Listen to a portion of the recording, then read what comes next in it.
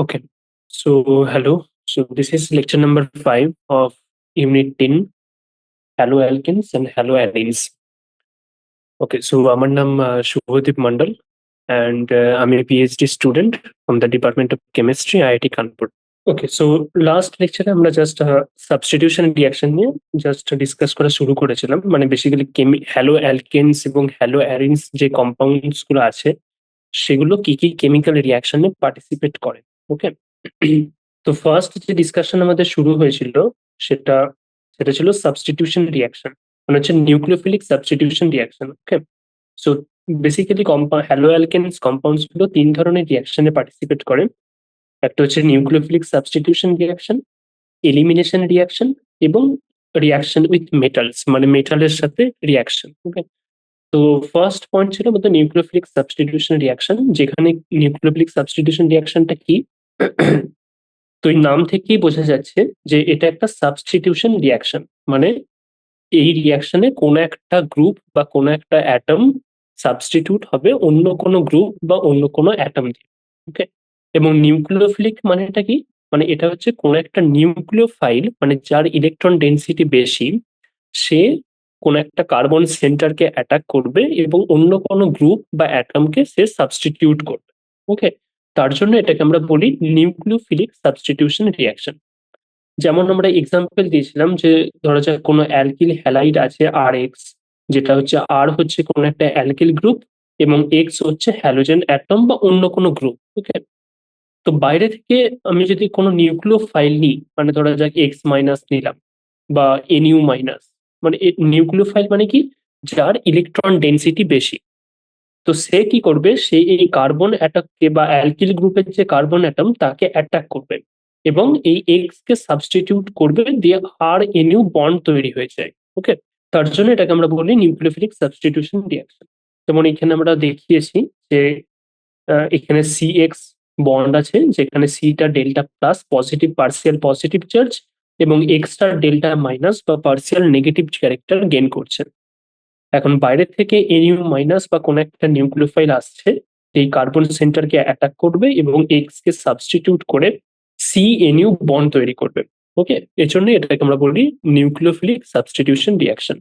তো এক্ষেত্রে নিউক্লিওফাইল বিভিন্ন রকমের হতে পারে, যেরকম আমি যদি কোনো রিএজেন্ট NaOH নিই, সেখান থেকে আমি OH- নিউক্লিওফাইল হিসেবে পেতে পারি এবং OH- তারপর কার্বন সেন্টারে অ্যাটাক করে আর OH প্রোডাক্ট আমাদেরকে দিতে পারবে।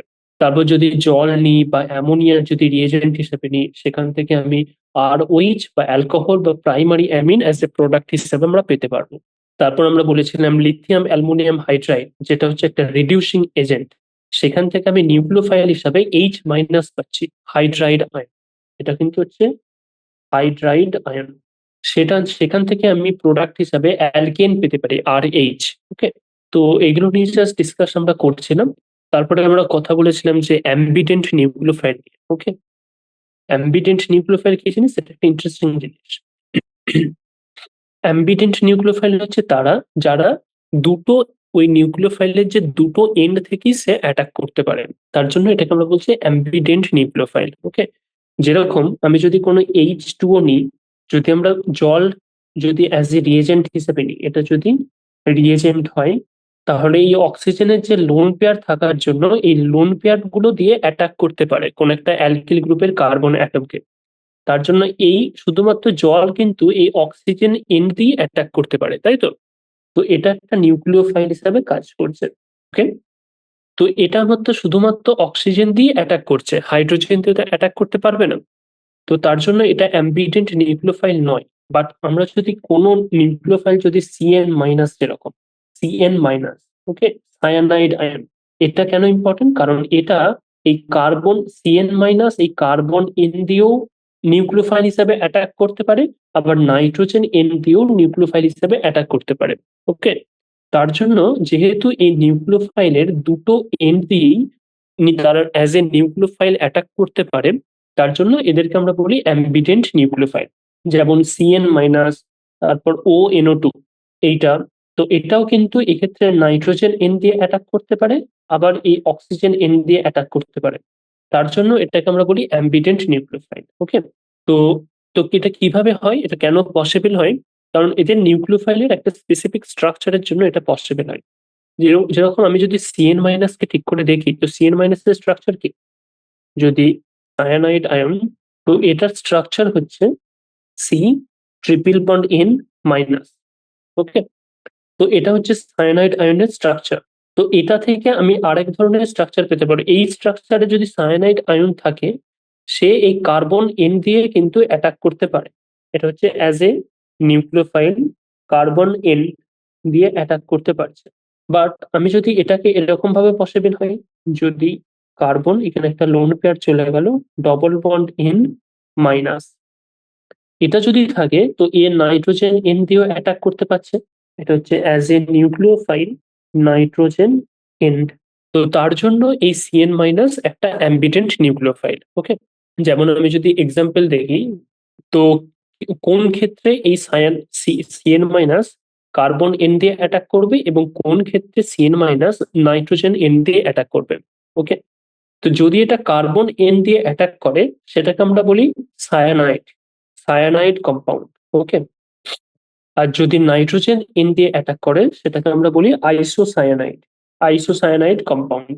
এটা কিন্তু মনে রাখতে হবে। আর তো কোন ক্ষেত্রে cyanide CN minus carbon N দিয়ে অ্যাটাক করবে এবং কোন ক্ষেত্রে নাইট্রোজেন এন দিয়ে অ্যাটাক করবে।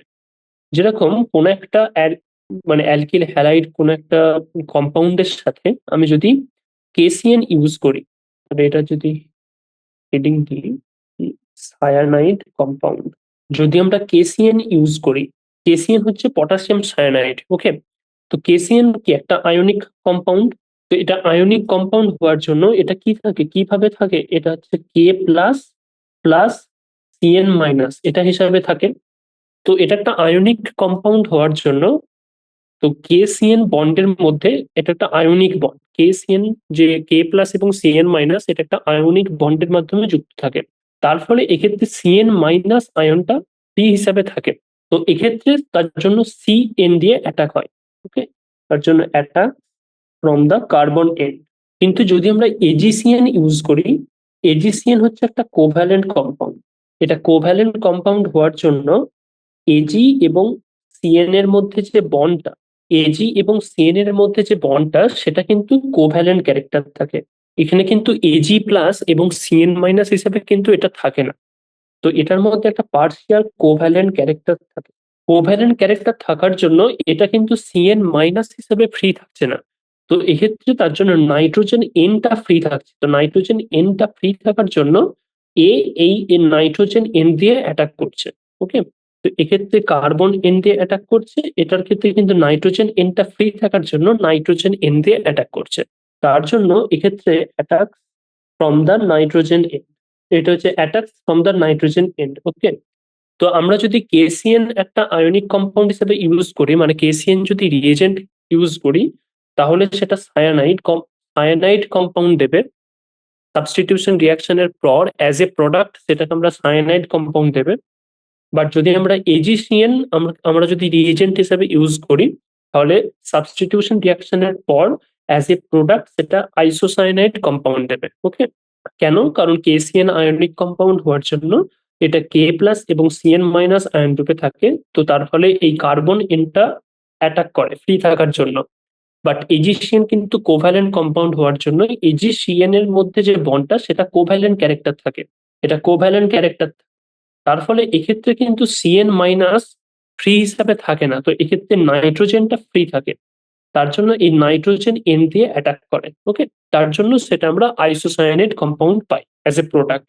সিমিলারলি এই সায়ানাইড আয়নের মতনই কিন্তু আমরা যদি NO2 ইউজ করি, NO2 কিন্তু ওই একটা স্পেসিফিক স্ট্রাকচারের জন্য তারা দুটো এন্ড দিয়ে অ্যাটাক করতে পারে এবং এটা তার জন্য অ্যাম্বিভ্যালেন্ট কম্পাউন্ড বা অ্যাম্বিভ্যালেন্ট নিউক্লিওফাইল হিসেবে কাজ করে। যেরকম O minus and double bond O, তো এটাতে একটা NO2 মাইনাস বা নাইট্রাইট। ওকে, আবার এটা নাইট্রোজেন দিয়ে অ্যাটাক করতে পারে, সেটা তখন হয়ে যাবে অক্সিজেন দিয়ে অ্যাটাক করতে পারে, সেটা হচ্ছে আইসোনাইট্রাইট হয়ে যাবে। ওকে, যদি এটা নাইট্রোজেন দিয়ে অ্যাটাক করে তাহলে সেটা হচ্ছে নাইট্রাইট। তো NO2 মাইনাস যদি নাইট্রোজেন এন দিয়ে অ্যাটাক করে, তখন সেটা নাইট্রাইট কম্পাউন্ড দেয়, নাইট্রাইট কম্পাউন্ড। আর যদি এটা অক্সিজেন এন দিয়ে অ্যাটাক করে, সেটা ONO কম্পাউন্ড তৈরি করে, সেটাকে আমরা বলি আইসোনাইট্রাইট কম্পাউন্ড। ওকে, তো এইগুলো কিন্তু হচ্ছে অ্যাম্বিডেন্ট নিউক্লিওফাইল। তো অ্যাম্বিডেন্ট নিউক্লিওফাইল হচ্ছে তারাই যারা যে নিউক্লিওফাইলের দুটো এন্ড দিয়ে তারা অ্যাটাক করতে পারে, সেগুলোই হচ্ছে অ্যাম্বিডেন্ট নিউক্লিওফাইল। নেক্সট আমরা নিউক্লিওফিলিক সাবস্টিটিউশন রিঅ্যাকশনের মেকানিজম দেখব। মেকানিজম মানে কি, মানে কোন একটা অর্গানিক রিঅ্যাকশন যখন হচ্ছে, তো আমরা কি নিচ্ছি, আমরা কোন একটা যে রিঅ্যাকশন মিক্সচার মানে যেটা আমরা বিকারের মধ্যে নিই, সেখানে আমি কি নিই, যে রিঅ্যাক্ট্যান্ট নিই, মানে বিভিন্ন প্রকারের রিঅ্যাক্ট্যান্ট, মানে যাদেরকে মিশিয়ে আমাদের কোন একটা কেমিক্যাল রিঅ্যাকশন ঘটবে তাদেরকে আমরা রিঅ্যাক্ট্যান্টস বলি।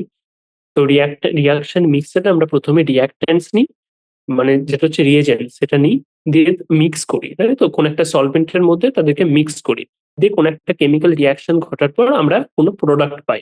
তো এই যে রিঅ্যাকশনটা হলো, মানে রিয়েজেন্ট গুলোকে আমি কোন একটা সলভেন্টের সাথে মিক্স করলাম, দিয়ে কোন একটা প্রোডাক্ট পাচ্ছি, এটাই তো কেমিক্যাল রিঅ্যাকশন।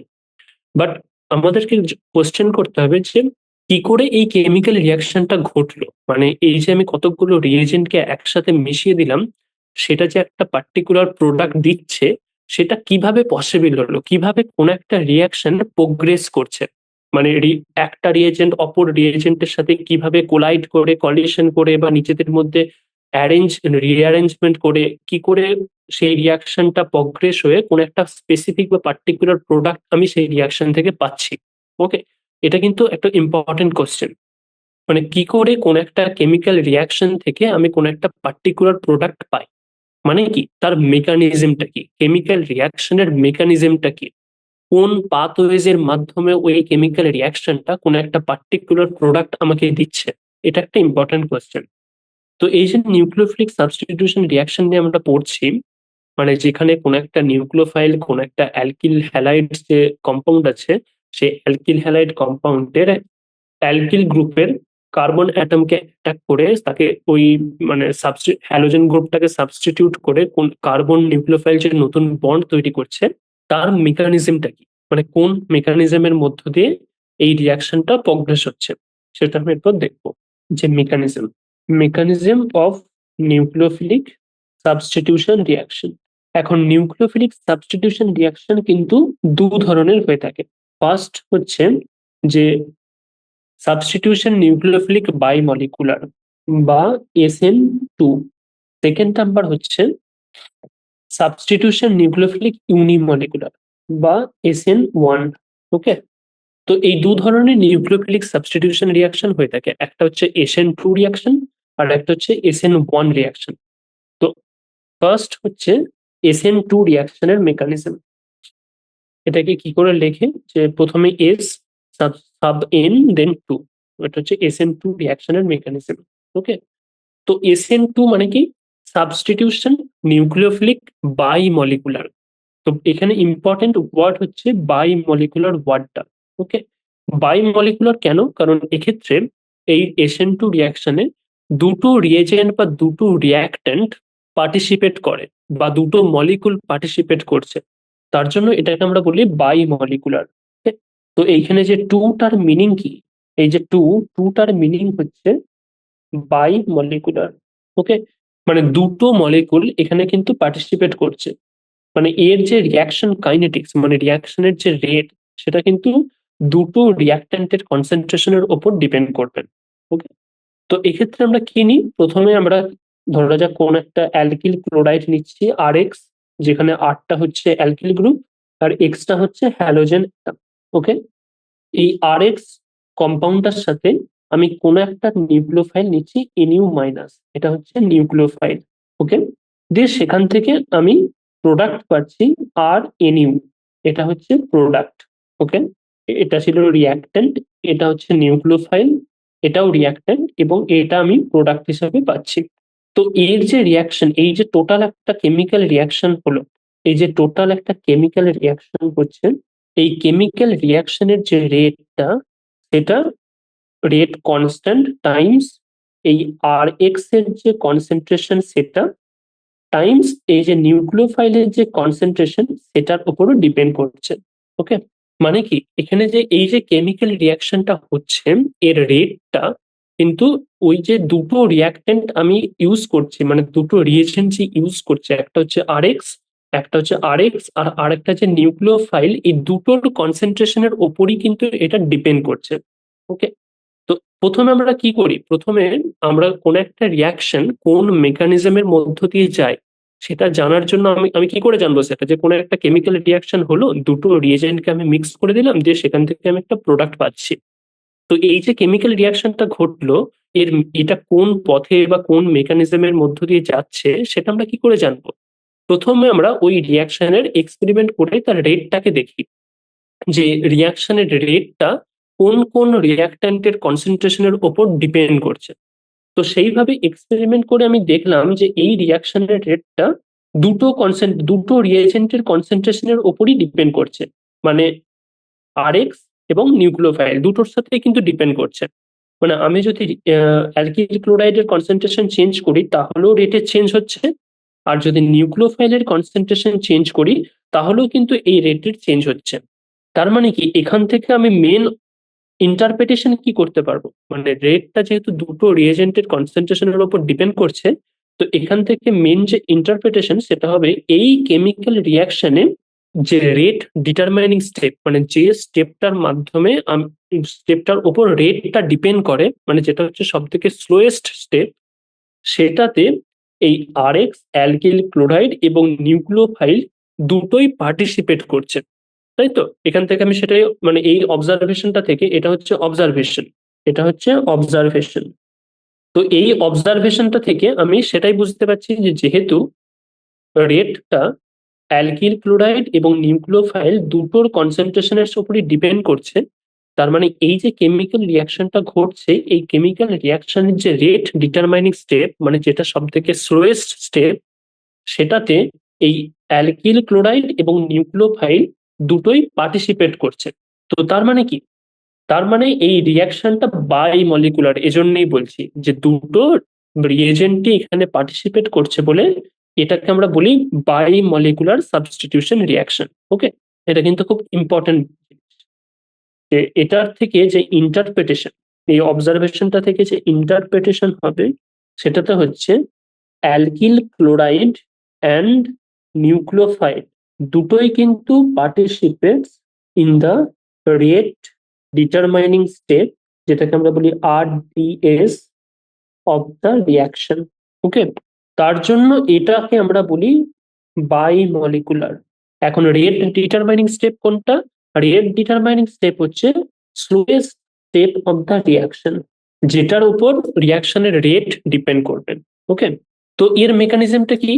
তো এর মেকানিজম হচ্ছে, ধরা যাক কি নিয়েছি, ধরা যাক OH মাইনাস আমি নিউক্লিওফাইল হিসাবে নিয়েছি, মানে এটাকে একটু বিভিন্ন কালারে আমরা যদি না, ঠিক আছে, OH মাইনাস নিউক্লিওফাইল হিসাবে নিয়েছি, তার সাথে কোনো একটা অ্যালকিল ক্লোরাইড নিয়েছি যার বিভিন্ন মানে কার্বন অ্যাটমের সাথে যে বিভিন্ন গ্রুপগুলো অ্যাটাচড হয়ে আছে সেটা স্পেসিফিক রিঅ্যারেঞ্জমেন্টে সেটা অ্যাটাচড হয়ে আছে ধরা যাক। তো এটা হচ্ছে কার্বন অ্যাটম, এর সাথে এখানে ধরা যাক Cl অ্যাটাচড হয়ে আছে, দেন এটা H, দেন এই লাইনটার মানে হচ্ছে এটা হচ্ছে বিলো দা প্লেন, আর এই সলিড ওয়েজ লাইনটার মানে হচ্ছে অ্যাবাভ দা প্লেন। তো এইটা হচ্ছে যে কোনো একটা অ্যাটমের সাথে কিভাবে বাকি অ্যাটম গুলো অ্যারেঞ্জড হয়ে আছে 3D স্পেসেতে, সেটা মানে তার স্টিরিও কেমিস্ট্রিটা, মানে তার স্টিরিও কনফিগারেশনটা কিভাবে বিভিন্ন অ্যাটম গুলো 3D স্পেসে অ্যারেঞ্জড হয়ে আছে, সেটাকে দেখানোর জন্য আমরা কি করি, মানে কোন একটা অ্যাটমের সাথে কোন অ্যাটম গুলো একই প্লেনে আছে, কোন অ্যাটম গুলো তার সেই প্লেনের নিচে আছে, এবং কোন অ্যাটম গুলো বা গ্রুপ গুলো সেই প্লেনের ওপরে আছে, এইভাবে আমরা রিপ্রেজেন্ট করে থাকি। তো এক্ষেত্রে রিপ্রেজেন্ট করার একটা মানে প্রসিডিওর হচ্ছে যে যে অ্যাটম গুলো কোন একটা অ্যাটমের প্লেনে থাকে তাকে আমি এরকম সলিড লাইন দিই। ওকে, এই যে সলিড লাইন, যে অ্যাটমটা কোন একটা প্লেনের বিলো দা প্লেন, মানে প্লেনের নিচে থাকে, সেটাকে আমরা এই লাইন দিই, ড্যাশ মানে ড্যাশ লাইন। ওকে, এইটা বিলো দা প্লেন। ওকে, আর যেটা মানে ওই প্লেনের ওপরে থাকে যে অ্যাটমটা, সেটাকে রিপ্রেজেন্ট করার জন্য আমি সলিড ওয়েজ লাইন দিই অ্যাবাভ দা প্লেন। ওকে, মানে এই যে ড্যাশ লাইন সেটা হচ্ছে বিলো দা প্লেন, আর এটা যে সলিড ওয়েজ লাইন সেটা হচ্ছে অ্যাবাভ দা প্লেন। ওকে, এভাবে আমরা রিপ্রেজেন্ট করে থাকি। তো এই দুটো আমি রিয়েজেন্ট নিয়েছি, ওইচ মাইনাস যেটা হচ্ছে একটা নিউক্লিওফাইল, তারপর এইটা যেটা সেটা হচ্ছে অ্যালকিল ক্লোরাইড। ঠিক আছে, তো এক্ষেত্রে রিয়াকশনটা কিভাবে অগ্রসর হবে? প্রথমে হচ্ছে এই ওইচ মাইনাস যে নিউক্লিওফাইলটা সেটা এই কার্বনকে অ্যাটাক করবে। এটা কিভাবে অ্যাটাক করবে? মানে আমি তো প্রথমে রিয়াকশন মিক্সারে বিকারে এই রিয়েজেন্ট দুটোকে একসাথে মিক্স করে দিয়েছি। তো এখন কি করছে, এখন ওইচ মাইনাস তো নিউক্লিওফাইল, ওইচ মাইনাসটা এরপর এই কার্বন অ্যাটমটাকে অ্যাটাক করবে। এবং কিভাবে অ্যাটাক করবে সেটা হচ্ছে যে দিকে এই কার্বন সিএল বন্ডটা আছে, মানে যেদিকে এই হ্যালোজেন অ্যাটমটা আছে তার অপোজিট দিক থেকে এ কিন্তু অ্যাটাক করবে, মানে এই নিউক্লিওফাইলটা। তা ওইচ মাইনাসটা ওই সিসিএল বন্ডের অপোজিট দিক থেকে অ্যাটাক করবে, দিয়ে একটা ট্রানজিশন স্টেট তৈরি হবে। সেই স্টেটটা কিরকম? তো এখন হচ্ছে এই ওইচ মাইনাসটা অ্যাটাক করলো এই কার্বন অ্যাটমকে, যেদিকে ক্লোরিন বা হ্যালো মানে যেদিকে যে গ্রুপটা বেরিয়ে যাবে তার অপোজিট দিক থেকে অ্যাটাক করলো। এটা কোন ডাইরেকশন? যে opposite to the ECL bond.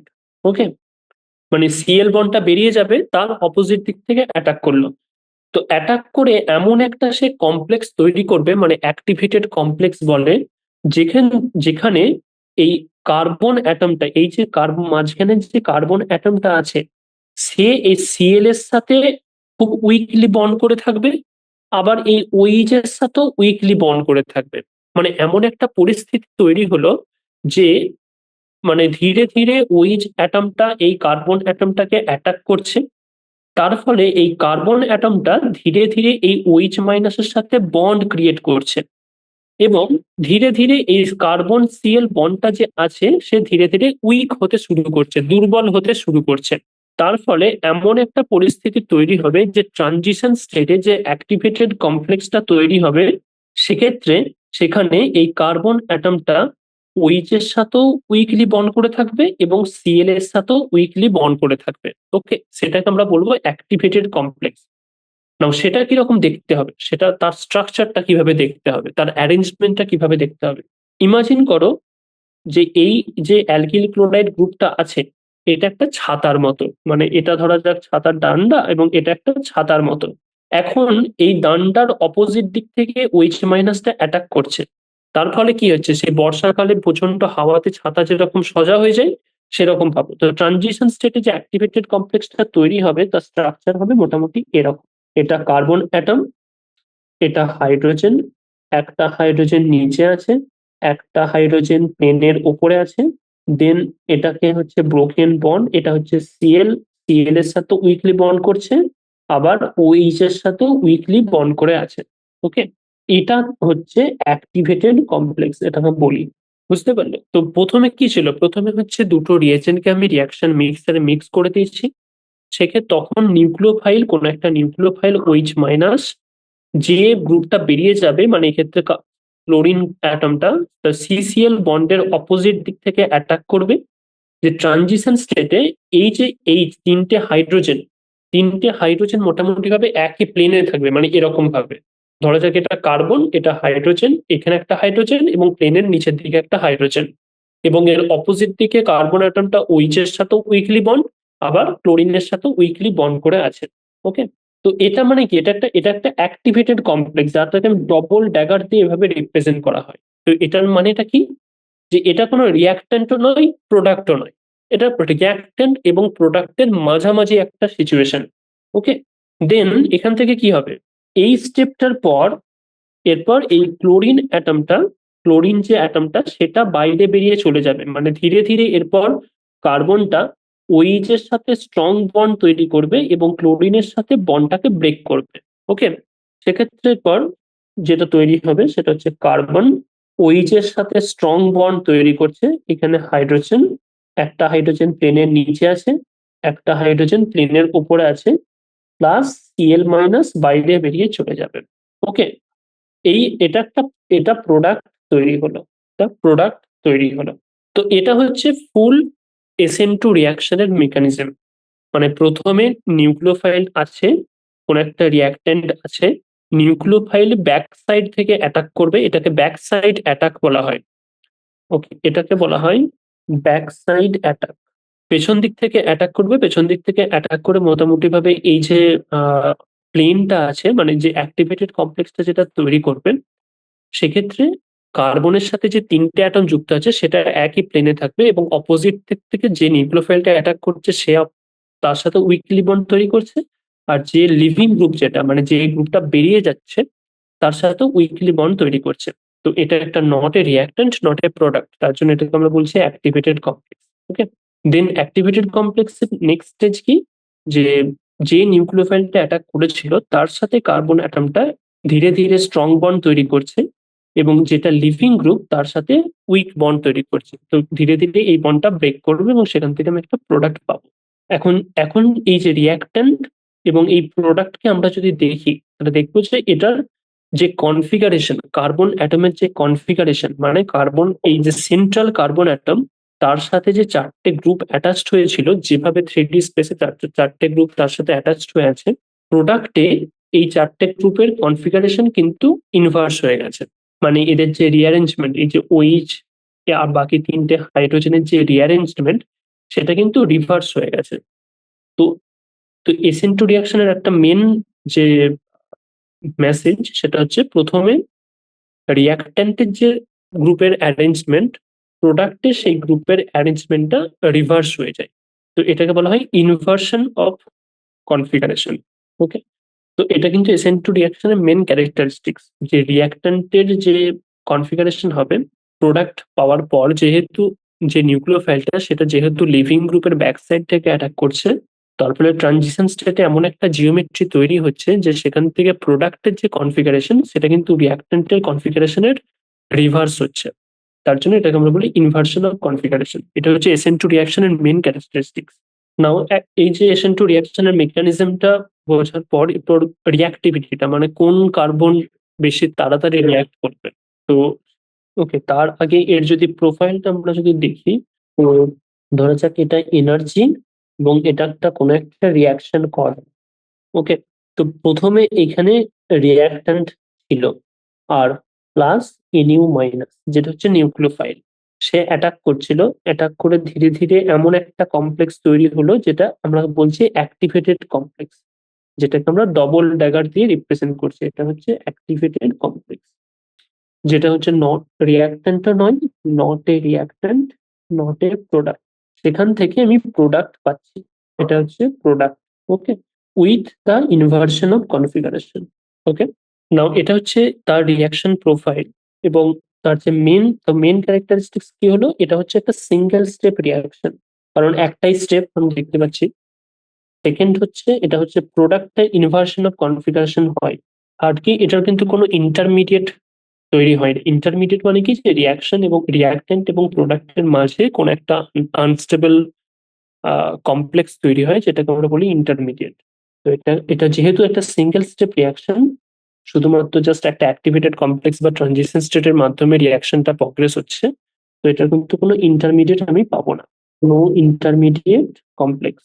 4 নম্বর হচ্ছে এটা একটা বাই মলিকুলার রিয়াকশন। কেন? কারণ এর যে রেট ডিটারমাইনিং স্টেপ, যেটা হচ্ছে এই যে আর রিয়াক্ট্যান্টের সাথে NU অ্যাটাক করে যে অ্যাক্টিভেটেড কমপ্লেক্স তৈরি হওয়া, এই স্টেপটা হচ্ছে রেট ডিটারমাইনিং স্টেপ। তো রেট ডিটারমাইনিং স্টেপে দুটো মলিকুল পার্টিসিপেট করছে, মানে রিয়াক্ট্যান্ট এবং NU দুটোই পার্টিসিপেট করছে। তার জন্য এটা হচ্ছে বাই মলিকুলার রিয়াকশন। কারণ এই রিয়াকশনের যে রেট কনস্ট্যান্ট বা রেট, সেটাতে কিন্তু এই রিয়াক্ট্যান্টের কনসেন্ট্রেশন এবং নিউক্লিওফাইলের কনসেন্ট্রেশন দুটোর উপরই কিন্তু সেটা ডিপেন্ড করে। তার জন্য এটাকে আমরা বলি বাই মলিকুলার রিয়াকশন। ওকে, না এখন রিঅ্যাক্টিভিটি। রিঅ্যাক্টিভিটি খুব ইজিলি আমরা বলতে পারবো যে বেসিক্যালি কি হচ্ছে এখানে, নিউক্লিওফাইলটা যেটা লিভিং গ্রুপ, মানে যে গ্রুপটা বেরিয়ে যাচ্ছে, তার ব্যাক সাইড থেকে অ্যাটাক করছে। তো ব্যাক সাইড থেকে অ্যাটাক করার জন্য কি করতে হবে, মানে লিভিং গ্রুপের অপোজিট সাইডটাকে মোটামুটি ভাবে খালি থাকতে হবে। সেটা যদি এমটি থাকে তখন মানে নিউক্লিওফাইলটা সহজেই ওই কার্বনের কাছে অ্যাপ্রোচ করতে পারে এবং তাকে অ্যাটাক করতে পারবে। তো এখন ওই যে ওই যে লিভিং গ্রুপের অপোজিট সাইডটা যদি এমটি থাকে, মানে যদি সেটা স্টেরিক্যালি হিন্ডার না হয়, সেখানে যদি কোনো বড় বড় গ্রুপ না থাকে, তাহলে নিউক্লিওফাইলটা সহজেই ওই সেন্ট্রাল কার্বনের কাছে পৌঁছাতে পারবে এবং তাকে অ্যাটাক করতে পারবে। তো তো যে মানে সে তার উপরই রিঅ্যাক্টিভিটি ডিপেন্ড করবে, মানে যদি বড় গ্রুপ না থাকে, যদি ছোট ছোট গ্রুপ থাকে, তাহলে নিউক্লিওফাইল সহজে অ্যাটাক করতে পারবে, তার ফলে রিঅ্যাকশনটা তত ফাস্ট হবে। ওকে, তো আমরা যদি প্রথমে মিথাইল ক্লোরাইড নিই, মানে মিথাইল ক্লোরাইড কি, মিথাইল মানে CH3, এখানে CX আছে এবং এখানে 3টে হাইড্রোজেন আছে। দেন তারপর নিলাম ইথাইল ক্লোরাইড। ইথাইল ক্লোরাইড মানে এটা হচ্ছে CH3X এবং এটা হচ্ছে CH3CH2X। তো এখানে কার্বন X, দেন এখানে আছে CH3, দেন এখানে H, এখানে একটা H। তারপর যদি আইসোপ্রোপাইল বা সেকেন্ডারি হ্যালাইড যদি নিই, CX, দেন এখানে CH3, দেন এখানে H, এখানে এখানে আবার CH3। ওকে, তো এই তিনটের মধ্যে আমি যদি দেখি, তাহলে কি হচ্ছে, নিউক্লিওফাইল আছে, তো নিউক্লিওফাইলটা কি করবে, এইখানে এক্সটা হচ্ছে লিভিং গ্রুপ, এটা লিভিং গ্রুপ, তো এই নিউক্লিওফাইলটা এই কার্বনটাকে অ্যাটাক করবে এবং এই এক্সটা বেরিয়ে চলে যাবে। তো এই নিউক্লিওফাইলটা অ্যাটাক করার সময় যত জায়গা যত ফাঁকা থাকবে, তত তত সে সহজেই সেন্ট্রাল কার্বন অ্যাটমকে অ্যাপ্রোচ করতে পারবে এবং সেখানে অ্যাটাক করতে পারবে। ওকে, তো এখন CH3X এর জাস্ট শুধুমাত্র 3টে হাইড্রোজেন আছে, 3টে হাইড্রোজেন অ্যাটম আছে। বাট সেখান থেকে আমি যখন ইথাইল অ্যালকোহলে চলে গেলাম, তো এখানে একটা হাইড্রোজেনকে রিপ্লেস করে একটা মিথাইল গ্রুপ আছে। মিথাইল হচ্ছে বড় group compare to hydrogen atom. তারপরে আমি যখন সেকেন্ড ডিগ্রি আইসোপ্রোপাইল অ্যালকোহলে গেলাম, সেখানে আমি দেখতে পাচ্ছি দুটো মিথাইল গ্রুপ এরকম ভাবে আটকে আছে পথ খেয়ে। তারপরে এই নিউক্লিওফাইল যতটা সহজে এই মিথাইলের কার্বন অ্যাটমকে অ্যাটাক করবে, ততটা সহজে এই আইসোপ্রোপাইল অ্যালকোহলের কার্বন অ্যাটমের কাছে যেতে পারবে না। কারণ এখানে তো দুটো বড় বড় মিথাইল গ্রুপ জাস্ট পাহারা দিচ্ছে, মানে জাস্ট বড় বড় গ্রুপ হিসাবে পথকে আটকে রেখেছে। তার ফলে এই রিঅ্যাক্টিভিটিটা কার বেশি হবে, মিথাইল ক্লোরাইডের রিঅ্যাক্টিভিটি সব থেকে বেশি, কারণ এখানে নিউক্লিওফাইলটা সহজে অ্যাটাক করতে পারছে। দেন তারপর ইথাইল ক্লোরাইড বা ইথাইল হ্যালাইড, তারপর বা আইসোপ্রোপাইল হ্যালাইড, বা তারপর টার্সিয়ারি বিউটাইল বা থার্ড ডিগ্রি কার্বন এটসেট্রা। ওকে, তো এটা হচ্ছে ফার্স্ট ডিগ্রি কার্বন, এটা সেকেন্ড ডিগ্রি কার্বন। তো রিঅ্যাক্টিভিটিটা মিথাইলের সব থেকে বেশি হবে, তারপর হচ্ছে প্রাইমারি বা 1 ডিগ্রি হ্যালাইড, তারপর সেকেন্ডারি বা সেকেন্ড ডিগ্রি হ্যালাইড, তারপর টার্সিয়ারি বা থার্ড ডিগ্রি হ্যালাইড। তো এইভাবে ফলো হবে, মানে এই এই যে ট্রেনটা, রিঅ্যাক্টিভিটি ট্রেনটা কিসের কিসের থেকে পেলাম আমরা, যে স্টেরিক হিন্ডেন যেদিক থেকে অ্যাটাক করছে, নিউক্লিওফাইলটা যেদিক থেকে অ্যাটাক করছে, সেটার উপর স্টেরিক হিন্ডেন্স এর কতটা ইনফ্লুয়েন্স, সেটার উপর ডিপেন্ড করে আমি রিঅ্যাক্টিভিটিটা পেলাম। তো এটা হচ্ছে influence of bulky group attached to the central carbon atom, যেটাকে আমরা বলি স্টেরিক হিন্ডেন্স। ওকে, তো এরপরের যে সাবস্টিটিউশন রিঅ্যাকশন, তো এটা তো আমরা SN2 রিঅ্যাকশন নিয়ে ডিসকাস করছিলাম, এরপরে হচ্ছে SN1 রিঅ্যাকশন বা সাবস্টিটিউশন রিঅ্যাকশন ইউনিমলিকুলার। তো এখানে যে ওয়ানটা আছে, এই ওয়ানটাকে আমরা বলি, ওয়ান স্ট্যান্ডস ফর ইউনিমলিকুলার। এখন ইউনিমলিকুলার কেন, কারণ এর যে এই রিঅ্যাকশনের যে রেট ডিটারমাইনিং স্টেপ, মানে যে স্টেপের উপর এই রিঅ্যাকশনের রেটটা ডিপেন্ড করছে, সেটাতে শুধুমাত্র একটা মলিকুল, এক ধরনের মলিকুলই পার্টিসিপেট করে। ওকে, তার জন্য এটাকে ইউনিমলিকুলার বলা হয়। মানে আমি যদি এই সাবস্টিটিউশন রিঅ্যাকশনের যদি রেট দেখি, মানে এক্সপেরিমেন্টাল অবজারভেশন, এটা হচ্ছে অবজারভেশন, তো এর রেটটা ডিপেন্ড করছে সাম রেট কনস্ট্যান্ট টাইমস Rx এর কনসেন্ট্রেশনের উপর। শুধুমাত্র এটার কনসেন্ট্রেশনের উপর এই রেটটা ডিপেন্ড করছে, মানে রিঅ্যাক্ট্যান্টের যে কনসেন্ট্রেশন তার উপর। কোনো নিউক্লিওফাইলের কনসেন্ট্রেশনের উপর কিন্তু রেটটা ডিপেন্ড করছে না, এটা আমরা এক্সপেরিমেন্টালি অবজার্ভ করেছি এই SN1 কোনো কোনো রিঅ্যাকশনের ক্ষেত্রে। ওকে, তো এই অবজারভেশন থেকে আমাদের ইন্টারপ্রিটেশন কি হবে, মানে আমি যখন অ্যালকিল হ্যালাইডের কনসেন্ট্রেশনটা চেঞ্জ করছি, তখন ওই রিঅ্যাকশনের রেটটা চেঞ্জ হচ্ছে। বাট আমি যদি নিউক্লিওফাইলের কনসেন্ট্রেশনটা চেঞ্জ করি, তখন দেখতে পাচ্ছি এই রিঅ্যাকশনের রেটের কোনো চেঞ্জ হচ্ছে না। তো তার মানেটা কি, মানে হচ্ছে যে ওই রিঅ্যাকশনের রেটটা যে স্টেপের উপর ডিপেন্ড করছে, সেই স্টেপেতে নিউক্লিওফাইলের অতটা ইম্পর্টেন্স নেই, সেই স্টেপেতে শুধুমাত্র অ্যালকিল হ্যালাইডই প্রেজেন্স আছে বা পার্টিসিপেট করছে। তো সেখান থেকে আমরা এর মেকানিজম সম্পর্কে ধারণা পাচ্ছি, এই অবজারভেশন থেকে আমরা ইন্টারপ্রিটেশন করছি যে এই রিয়াকশনের যে rate determining step in the rate determining step only one reactant molecule, যেটা হচ্ছে এর ক্ষেত্রে অ্যালকিল হ্যালাইড পার্টিসিপেটস। ওকে, তার জন্য এটাকে আমরা বলি ইউনিমলিকুলার সাবস্টিটিউশন রিয়াকশন। তার মানে কি, এটা টু স্টেপ রিয়াকশন। যে যখন এসএন টু রিয়াকশন যেরকম ওয়ান স্টেপ রিয়াকশন ছিল, মানে প্রথমে নিউক্লিওফাইল হ্যালাইডকে অ্যাটাক করছিল, দিয়ে একটা ট্রানজিশন স্টেট বা অ্যাক্টিভেটেড কমপ্লেক্স তৈরি হচ্ছিল, যে সেখান থেকে প্রোডাক্ট পাচ্ছিল। কিন্তু এসএন ওয়ান রিয়াকশন কিন্তু হচ্ছে টু স্টেপ রিয়াকশন। তো এর এনার্জি প্রোফাইল আমরা যদি দেখি প্রথমে, এটা হচ্ছে এনার্জি, এটা কোনো রিয়াকশন কোঅর্ডিনেট, এটা যদি রিয়াক্ট্যান্ট হয় তার সাথে এটা এনইউ মাইনাস নিউক্লিওফাইল আছে। প্রথমে এই রিয়াক্ট্যান্ট থেকে একটা ট্রানজিশন স্টেট বা অ্যাক্টিভেটেড কমপ্লেক্সে পৌঁছাবে, দেন সেখান থেকে একটা শর্ট লিভড ইন্টারমিডিয়েট তৈরি হবে। ইন্টারমিডিয়েট মানে রিয়াক্ট্যান্ট এবং প্রোডাক্টের মাঝে কোন একটা শর্ট লিভড কমপ্লেক্স, যেটাকে আমরা কিন্তু এক্সপেরিমেন্টালি অবজার্ভ করতে পারবো। তার সেটা শর্ট লিভড মানে তার লাইফ টাইমটা অনেকটা কম হলেও কিন্তু সেটা এক্সপেরিমেন্টালি আমি অবজার্ভ করতে পারবো। কিন্তু সেটা অ্যাক্টিভেটেড কমপ্লেক্স বা ট্রানজিশন স্টেটে যে কমপ্লেক্সটা তৈরি হচ্ছে সেটার ক্ষেত্রে কিন্তু ওটা পসিবল না। ওটা অনেক ট্রানজিয়েন্ট এক্সিস্টেন্ট, মানে যে সেটা খুব অল্প সময়ের জন্য খুব থাকে। তো এখানে একটা ইন্টারমিডিয়েট তৈরি হবে, দেন সেই ইন্টারমিডিয়েট থেকে আর একটা ট্রানজিশন স্টেটের মাধ্যমে আমি প্রোডাক্ট পাবো। এটা হচ্ছে প্রোডাক্ট। তো এটা হচ্ছে তার ট্রানজিশন স্টেট ওয়ান, এটা ট্রানজিশন স্টেট টু। ট্রানজিশন স্টেটকে আমরা কিভাবে লিখি? ডবল ড্যাগার হিসাবে। ওকে, আর এইখানে হচ্ছে এটা হচ্ছে ইন্টারমিডিয়েট। তো কি ধরনের ইন্টারমিডিয়েট তৈরি হবে সেটা আমরা নেক্সট ক্লাসে ডিটেলসে দেখবো। তো এটা বেশি তো মেন ক্যারেক্টারিস্টিক কি, সে এই ক্ষেত্রে রিয়াক্ট্যান্ট থেকে আমি একটা ইন্টারমিডিয়েট কমপ্লেক্স পাচ্ছি, কমপ্লেক্স তৈরি হচ্ছে, যে সেই ইন্টারমিডিয়েট থেকে আমি প্রোডাক্ট পাচ্ছি। ওকে, তো এটা কি টু স্টেপ। প্রথমে এখান থেকে এটা একটা তৈরি হলো, মানে রিয়াক্ট্যান্ট থেকে ইন্টারমিডিয়েট, এটা হচ্ছে স্টেপ নাম্বার ওয়ান। তারপর ইন্টারমিডিয়েট থেকে আমি প্রোডাক্ট পাচ্ছি, এটা হচ্ছে স্টেপ নাম্বার টু। ওকে, তো এটা হচ্ছে টু স্টেপ রিয়াকশন।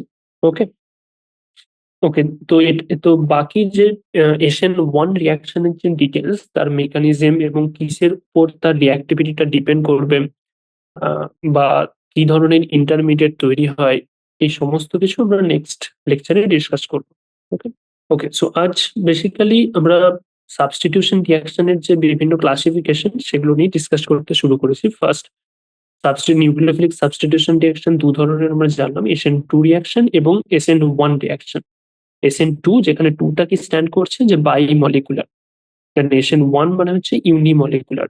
ওকে, তো এসএন টু রিয়াকশনের যে মেন ক্যারেক্টারিস্টিক্স, সেটাকে আমরা বাই মলিকুলার কেন বলি, তার রিয়াকশন মেকানিজম, মানে কোন পাথওয়েজ এর মাধ্যমে দুটো রিয়াক্ট্যান্ট মলিকুল একে অপরের সাথে কোলাইড করে রিয়াক্ট করে কিভাবে প্রোডাক্ট, কোন একটা পার্টিকুলার প্রোডাক্ট দিচ্ছেন, তার পাথওয়েজ, দেন ওই প্রোডাক্টের কনফিগারেশন কি হবে, মানে ওই প্রোডাক্টে যে সেন্ট্রাল কার্বন অ্যাটম তার সাথে যে বিভিন্ন গ্রুপ অ্যাটাচড হয়ে আছে, তার অ্যারেঞ্জমেন্টটা কিরকম ভাবে হবে সেটাও আমরা দেখলাম, যে ইনভার্সন হয়ে যায়, তাই তো?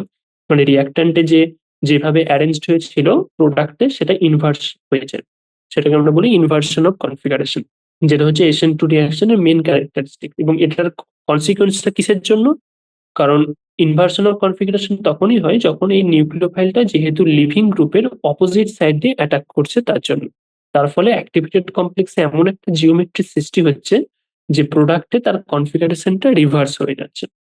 ওকে, তারপর সেটা বাইমলিকুলার কেন, তার রিয়াকশন প্রোফাইল ইত্যাদি, বা তার অ্যাক্টিভেটেড কমপ্লেক্সের জিওমেট্রি কিরকম হয়, এই সমস্ত নিয়ে দেখলাম। দেন এসএন ওয়ান রিয়াকশনের যে মেন মেকানিজম, তার তার ক্যারেক্টারিস্টিক্স, তার রিঅ্যাক্টিভিটি, এগুলো আমরা নেক্সট ক্লাসে ডিটেলসে ডিসকাস করবো। Okay, so yeah, thanks for joining. By.